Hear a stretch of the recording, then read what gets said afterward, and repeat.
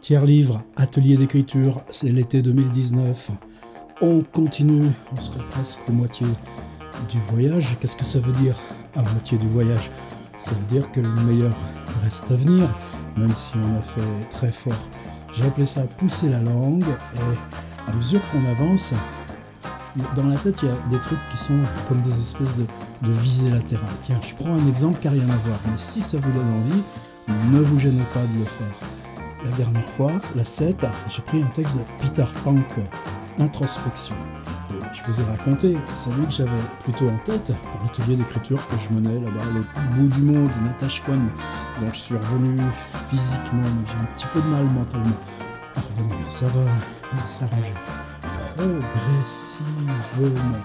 C'était un texte qui s'appelait Au secours, et donc c'est des blocs. Waouh, tout ce qui me fait peur. Ça me fait peur et je suis pas d'accord. Ça me fait peur et je suis pas d'accord. Et ça menace et je suis pas d'accord. Et puis au moment où on écrit dans la tension, l'intensité, au moment où il faudrait dire au secours, à l'aide, et lui dit non. Et on recommence. Voilà, ça c'est l'atelier d'écriture que j'avais envie de faire. Et puis, relisant avant le texte Introspection, ça a fait cette proposition numéro 7 qui est en train de fleurir allègrement. Alors, je me disais, tiens, puisque vous êtes dans Peter Hank, et puis qu'il y a le petit extrait aussi au secours, je crois dans mes fiches, si vous avez envie de le faire, ne vous gênez pas. Et c'est ça les interstices, c'est ça les transversales. Maintenant, celle-ci, je n'ai pas forcément envie de la développer. C'est juste parce que je constate, avec bonheur, que à mesure qu'on avance, certains partent sur... Il y a des espèces d'effets de boule de neige, accumulation. On est dans une idée de présent continu, et moi, ça vous embarque et ça se met à grossir, et il y en a au moins 3 comme ça déjà. Et bien tant mieux, et c'est un petit peu comme ça que doit marcher l'atelier d'écriture. C'est-à-dire, le collectif permet d'ajouter des possibles à un moment donné. Pour chacun, ça entre en résonance avec une possibilité d'application plus grande, de texte plus long, et c'est parti, et on y va. Dès le premier exercice, quand on avait travaillé sur les sols, m'avait frappé que revenait, parce qu'on explorait tout près du sol, parce qu'on regardait le sol, parce qu'on était dans la sensation tactile d'un sol, des souvenirs qui pouvaient remonter très loin et qui étaient liés à des intérieurs de maison. Des fois, des choses très fugaces, très fragiles, ou en tout cas souvent des trucs disparus. Et cette impression comme ça que reviennent dès qu'on ouvre l'imaginaire des spatialisations, des lieux, c'est quelque chose que j'ai plusieurs fois reconnu dans tous ces textes qui circulent, se répondent les uns aux autres. Qu'est-ce que c'est beau, on en est à 800 textes, 2500 commentaires. Moi, je suis en train de rattraper mes retards d'email, mais de toute façon, c'est dans cette grande bassine commune et collective que ça se passe. L'impression qu'il y a des lieux dont on ne peut pas faire appui parce qu'on ne les connaît plus que de façon lacunaire. Et c'était ce défi-là que j'avais envie de vous proposer comme deuxième interstice. Le premier, on était parti sur est-ce qu'on peut, avec la phrase, fabriquer des mondes, des petites bulles en 3D de monde, en partant d'Emmanuel Pirer. Mais là, ce serait ça l'idée. Ce serait de dire des souvenirs lointains de maisons, d'intérieurs, dans lesquels on a pu résider longtemps, ou dans lesquels ça a été ultra bref. On en a tous. Mais est-ce qu'on peut délibérément s'en aller dans un de ces souvenirs, justement parce qu'on ne se souvient que de très peu? Alors, après, ça, on peut le décliner, on peut trouver des bases. Alors, une des bases les plus classiques, qu'on a déjà exploré nous, souvent ici, c'est dans Espace de Pérec, l'inventaire des lieux où il a dormi. Et puis, il y a un passage extraordinaire sur cette chambre en Lozère, Hôtel du Lion d'Or à Saint-Chély-d'Apcher. Et que c'est simplement la phrase « Hôtel du Lion d'Or à Saint-Chély-d'Apcher » qui lui provoque la réminiscence d'un papier peint, d'un motif de papier peint, une nuance de couleur. Et puis c'est tout, ça s'arrête là. Et lui-même s'arrête à Saint-Chély-d'Apcher pour essayer de retrouver cet hôtel du Lion d'Or. Je l'ai fait aussi. Et puis, non, c'est simplement la phrase. Et je crois que c'est là où Pérec amorce ce truc-là, et il n'y a pas de hasard. Il l'amorce avec Marcel Proust, je vais vous en parler. Et puis, quand lui essaye de le développer, ça s'appelle Chambre retrouvée. Il y a un endroit qui s'appelle Trois chambres retrouvées. C'est dans Pensée classée. Ce texte qui, je crois, n'a pas été repris dans le Pléiade. C'est criminel. Je boycotte le Pléiade Pérec, rien qu'à cause de ça. Blévy, la petite chambre du premier. Neuvillers, au tout début des années 50. Alors ça, c'est dans mes petites fiches, comme d'habitude. Alors, Pérec, pour moi, ce serait exemplaire. Là, lui, c'est les chambres. Moi, je voudrais qu'on élargisse. Vous savez, quand on avait fait entrer dans des maisons inconnues, on avait déjà zoné un petit peu dans ces coins-là. C'est-à-dire dans ces choses très lacunaires, qui sont enfouies dans la mémoire, qu'on n'arrive pas à reconstruire vraiment. Ces appartements, ces maisons, ces pioles d'étudiants, ces trucs... Alors j'ai cherché d'autres pistes. Une qui m'est venue, c'est Pierre Bergougnoux. Par exemple, vous savez, dans ce livre qui était cette collection Floïc, Catherine Floïc, qui m'a permis, moi, d'entrer dans une écriture Hopper. Ça s'appelle Kpélié, et c'est un magnifique travail graphique. C'est devenu une rareté, puisque la maison a disparu, sur les masques africains. Et le texte... c'est simplement le souvenir de sa rencontre première avec un masque africain, et chez une vieille dame, une tante que la famille va voir respectueusement une fois par an. Alors, en le réouvrant, pour moi c'est bizarre parce que j'avais une impression extrêmement nette de là où habitait cette vieille dame. Ça me faisait un peu comme ces intérieurs de Pérec. Vous savez, dans David Copperfield, à un moment, il y a... non, c'est Great Expectation, dans Les Grandes Espérances. À un moment, il y a cette dame qui vit recluse dans une chambre où elle a un appartement où elle a laissé proliférer toutes les toiles d'araignée et la poussière, et pourtant elle est toujours là, dans son fauteuil. Il y a des intérieurs aussi beaucoup comme ça dans Bleak House, dans la maison d'Aprevent, ou dans le magasin d'antiquités. Je crois que Dickens a été grand pour ça, pour cette façon de construire des intérieurs de façon subjective. Et vous voyez, c'est juste pour ça aussi que j'en parle. C'est pas pour étaler ma science sur Dickens, c'est parce que si on part intérieur dit de façon subjective, dans leur construction labyrinthe, dans leur épaisseur de temps, eh bien, tout d'un coup, on arrive à cette possibilité fictionnelle.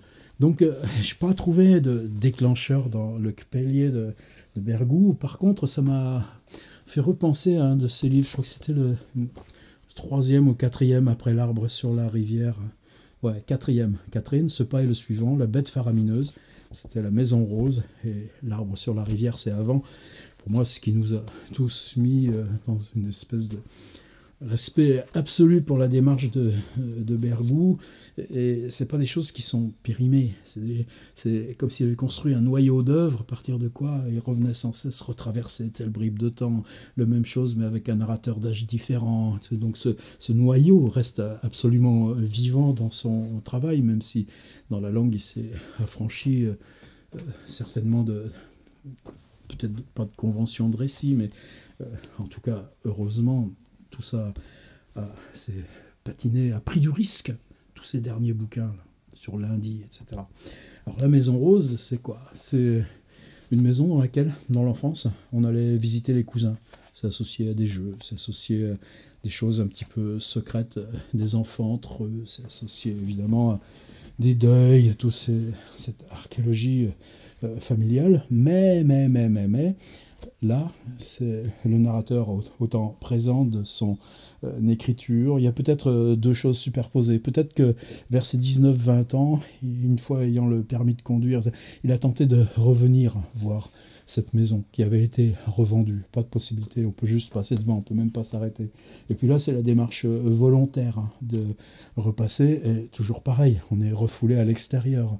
Donc ce qui vient, c'est pas l'intérieur tel qu'il est maintenant, c'est ces bribes lacunaires qu'on commence déjà à perdre. C'est pour ça que La Maison Rose est un livre très fort, mais pareil, je n'ai pas vraiment trouvé de passage. Bon, disons que l'archéologie familiale prime sur l'architecture ou l'architecture spatiale. Alors évidemment, ensuite, c'est Julien Gracq. Alors, c'est bizarre si vous relisez par exemple La forme d'une ville de Julien Gracq. Il y a des intérieurs à proprement parler, il n'y en a pas.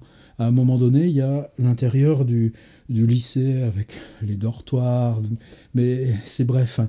À un moment donné, il y a l'intérieur de cette tante qui s'appelle Adèle, je crois bien, qui vient prendre livraison, ça c'est Grac qui le dit, du petit pensionnaire le dimanche après la messe, et puis c'est sa sortie hebdomadaire, sous contrôle familial.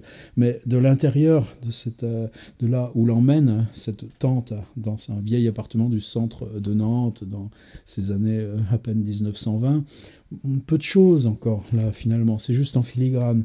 Et par contre, hein, j'ai réouvert en lisant, en écrivant. C'est pas non plus là pour étaler ma science. C'est ce que j'aimerais que vous fassiez aussi, avant d'écrire. Tellement rapide à attaquer le clavier.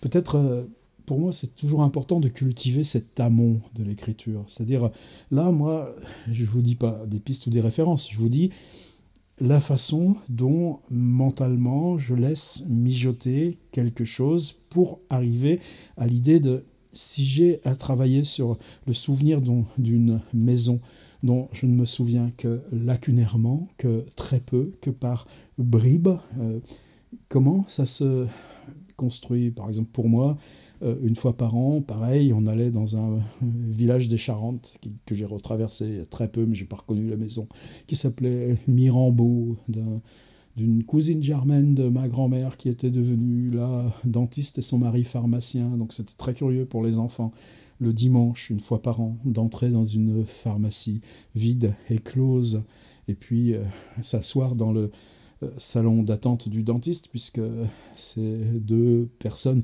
n'ayant pas d'enfants, le salon d'attente du dentiste, comme Simenon, vous savez, le docteur Pardon, le copain de Maigret, devenait lieu familial selon les heures. Qu'est-ce qui me reste de cette maison? Un escalier sombre. Est-ce que je suis allé une fois au premier étage? Probablement, mais j'en ai pas de souvenir. Qu'est-ce que je me souviens du jardin? Ça se superpose aussi en partie avec une maison qu'occupaient mes grands-parents quand ils ont cessé leur garage de Vendée, parce que c'était bâti un petit peu sur le même modèle. Bon, ça pour moi, ce serait la piste. Mais ce que je vous induis à faire comme travail préliminaire, ce serait les lister d'abord. C'est quoi Prenez Pérec, 3 chambres retrouvées. Si vous listez 3 maisons, 3 lieux où j'ai habité, mais dont je ne me souviens que très lacunairement. Ça donne quoi? C'est quoi les 3? De ne pas écrire les 3 ensuite, d'en choisir une. Mais pour moi, le défi, il est là. Prendre un lieu dont les souvenirs ne sont que des points, des bribes disloquées, séparées, mais qui, rassemblées, peuvent construire une idée symphonique. Les bruits, la sensation de ce qu'on voit, les odeurs, un objet comme Bergou, le masque africain. Et puis, ces éléments dispersés, eh bien, peut-être qu'en les rassemblant et en faisant que l'écriture les laisse dans leur statut lacunaire, bien simplement, ils entrent en résonance, en vibration les uns avec les autres. Et nous, lecteurs, on aura l'impression d'un lieu qui se reconstruit, alors que les éléments que vous nous donnez, c'est pour ça que c'est difficile de trouver des textes, sont très fins, très filigranes, très, justement, lacunaires. Alors, un autre texte que j'aimerais que vous relisiez avant de... Pardon, j'étais parti à dire, j'ai passé 1 heure en lisant, en écrivant, de Julien Gracq, puis dans Carnet du Grand Chemin. Et là encore, on a, par exemple, l'endroit où, jeune prof, pendant la guerre 39-45, jusqu'aux bombardements qui détruisent la ville, il habite dans la ville de Caen, où il est prof de géographie au lycée. Mais très très peu. Et pourtant, l'impression que j'avais moi était très forte. Pourquoi elle est forte? Parce que cet intérieur, il le pose par tous les chemins convergents qui y mènent dans ces promenades, ces traversées de ville et tout ça. Ce qui fait que Julien Gracq nous crée des intérieurs uniquement parce qu'en travaillant ces notions de paysage, l'intérieur est cette espèce de lieu de focalisation d'où on voit les paysages. Mais il ne représente pas l'intérieur, avec le paradoxe de nous immerger dans la sensation qu'on empare, qu'on y revient et que c'est notre lieu de permanence dans ce qui relie ces différents paysages qu'il nous montre. Donc repasser un peu en lisant, en écrivant, c'est des livres qui sont complètement obligatoires quand on travaille l'écriture, pas insister là-dessus. Dans la presqu'île, les intérieurs, il y a par exemple cette chambre d'hôtel où il passe l'après-midi avant d'aller chercher cet ami qu'il va prendre à la gare, qui n'était pas là à midi mais qu'il va trouver le soir pour la ramener à l'hôtel. Il ne nous raconte pas ce qui se passe après. Et ensuite, c'est Corty, le vieux José Corty avait joint à la presqu'île. Je ne sais pas comment l'idée leur est venue, pourquoi le roi Cophetua n'a pas été imprimé comme un livre en tant que tel, alors qu'après Corty justement prend conscience du fait que Gracq travaille des formats restreints comme ça et publie Les eaux étroites, qui sont un livre peut-être un peu plus grand que Roi Cophetua, mais pas tant que ça. Donc Roi Cophetua aurait dû être un livre, et Roi Cophetua, vous savez, c'est un truc qui traverse un moment Shakespeare sans insister, et il s'agit de l'attente. Nous, on l'avait travaillé, je pense, il y a 2 ans en atelier d'écriture ici en ligne, dans ce principe d'attente dans une maison vide. Je vous incite juste à le relire et voir si on ne peut pas le retraverser de cette autre façon, c'est-à-dire la façon dont ce narrateur occupe cette maison, l'escalier, la salle du repas, la chambre, l'allée gravillonnée quand il va au village et qu'il revient. C'est-à-dire que ce travail d'inscription là d'un intérieur, pourquoi ? Parce que justement il attend quelqu'un qui ne va pas revenir, et pour cause. C'est un récit de guerre, une sorte de mise à l'envers du récit de guerre. Tu vois, ça fait penser en même temps, en lisant, en écrivant, il y a un texte sur Ernst Jünger, cet auteur que les Allemands ont bien du mal à reconnaître aujourd'hui. Dans le même temps dont parle Gracq, dans ce journal de guerre, il y a Jünger, capitaine de l'armée allemande, légitime, anti-nazi, qui occupe ces maisons dont les Français ont fui. Il y a une scène hallucinante où il rentre dans une bibliothèque et il reclasse les livres, les classiques allemands. Bon, j'insiste pas là-dessus, mais vous voyez cette notion d'intérieur, comme à la fois elle travaille, qu'elle est présente absente. Donc reprendre l'extrait du roi Cophetua, ou si vous l'avez, prendre 1 heure pour le relire, et voir est-ce que cet outil de diffraction et d'inscription, c'est-à-dire cette mécanique optique ou mécanique textuelle qui sert à fabriquer une maison virtuelle, une maison fictionnelle, à partir de quelques éléments. Il y a quoi comme élément très concret ? On n'est pas dans une description exhaustive, bien entendu. Comment ça vous permet d'entrer dans un de ces 3 ou 4 lieux que vous avez repérés comme étant ces objets lacunaires, vers quoi vous entraîne le dire ? Et que peut-être, quand il s'agit d'écrire les sols, vous êtes déjà revenu dans cette maison disparue.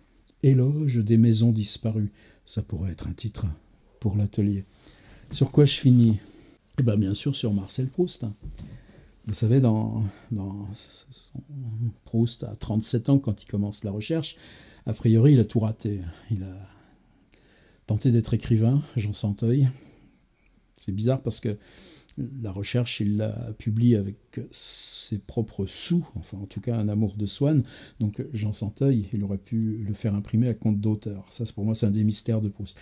Qu'est-ce qui fait qu'il repousse la parution de Jean Santeuil en attendant, qui aurait pu le poser comme écrivain, romancier, mais non, alors que la recherche cannibalise sans cesse son Jean Santeuil.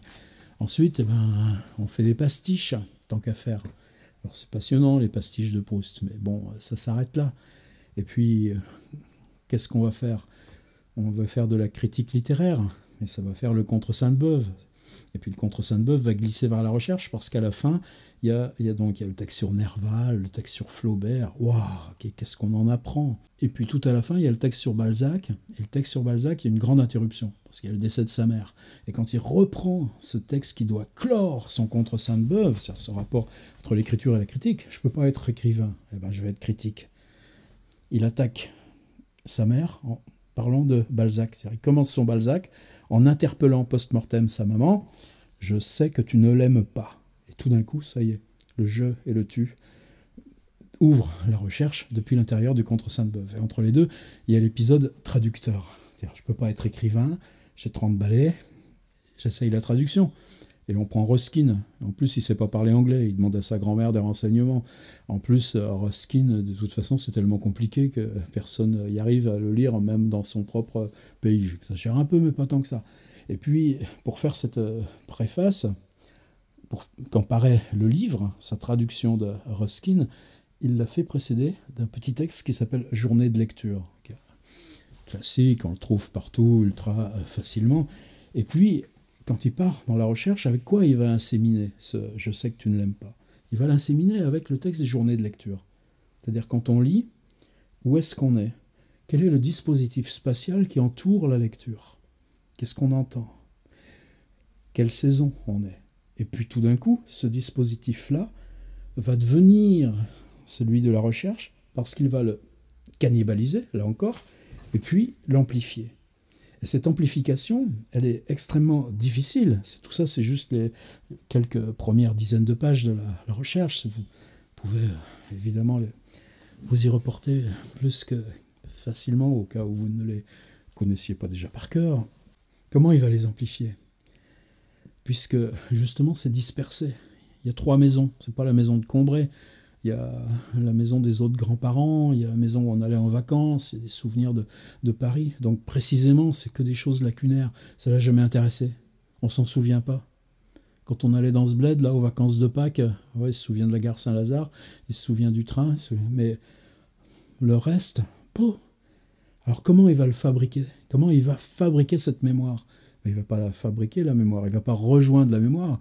Il va inventer la mémoire. Et vous savez, il y a ce passage qui vraiment est au tout début, juste après l'endormissement, et ce qui se passe de façon récurrente quand on s'endort, que le temps revient comme ça à zéro, c'est la lanterne magique. C'est-à-dire se souvenir de la voix de la vieille tante qui raconte une histoire qu'on connaît par cœur, et l'enfant, parce qu'il s'en fiche un petit peu, avec cette lanterne magique, où on fait des petits allers-retours pour que le chevalier Golo semble galoper, eh bien lui, il projette la lumière sur ce qui l'entoure. C'est-à-dire les rideaux, les murs, ça devient des taches de couleur qui se déforment.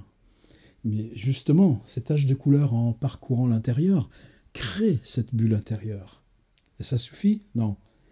Parce que quand ça passe sur le petit bouton ovale de la porte, c'est des petits, vous savez, comme... Alors là, il y en a encore à Combray, les mêmes. Soit en porcelaine, soit en cuivre. Les petits boutons ovales qui servent dans les portes de ces intérieurs bourgeois de campagne. Là, l'image devient nette.